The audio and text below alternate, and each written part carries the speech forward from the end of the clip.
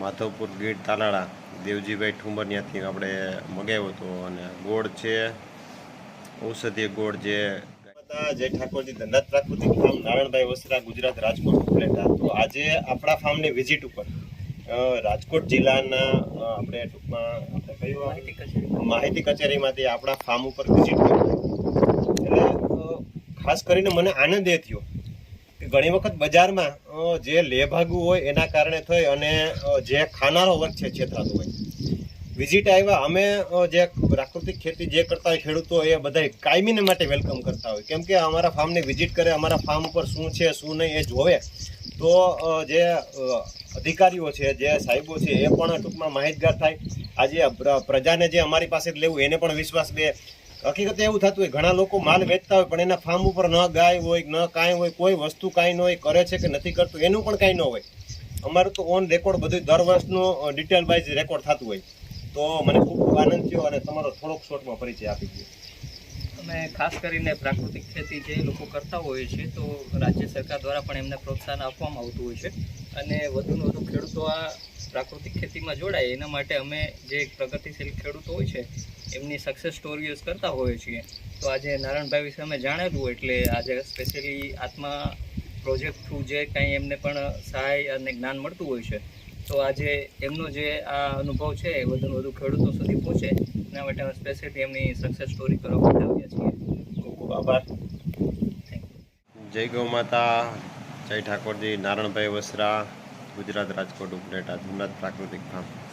મિત્રો, આ ગોળ બતાવવાનું કારણ એ છે કે આપણે આ ગોળ માધવપુર ગીર તાલાળા દેવજીભાઈ ઠુંબરિયાથી આપણે મગાવ્યો હતો અને ગોળ છે ઔષધીય ગોળ જે ગાયનું ઘી અને તજ ને જે બધો મસાલો નાખીને બનાવ્યો હતો એ ગોળ છે.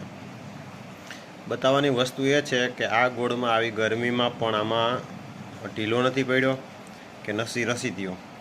બીજો એક એનો ગોળ છે એ ઢીલો પડી ગયો હતો જે સાદો ગોળ હતો એ, પણ મસાલાવાળા ગોળમાં આ પ્રશ્ન નથી બન્યો. આ તમે જોઈ શકતા હશો અને હું તો એની પાસે રેગ્યુલર મારા માટે ખાવા પીવા માટે 40થી 50 કિલો જેટલો મગાવું છું.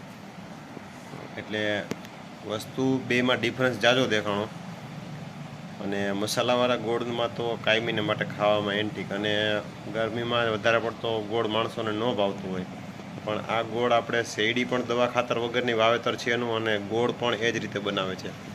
એટલે એના માટે બેસ્ટમાં બેસ્ટ ખાવામાં જો ગોળ હોય તો આ રીતે પ્રાકૃતિક ખેતી કરતા હોય ચકાસણી કરી અને લેવો, જેથી કરીને આપને ખાવામાં મજા આવે અને જેથી કરીને કેમિકલ મુક્ત ખોરાક જે આપણે ખાવાનો આગ્રહ હોય જે આવા હોય એમાં 5-10 પૈસા વધારે દેવા પડે એની સામે બાર્ગેનિંગ કે નહીં કરવાની, પણ જવાબદારી વસ્તુ છે એ વાત ખ્યાલ છે, એ વાત ફાઇનલ છે.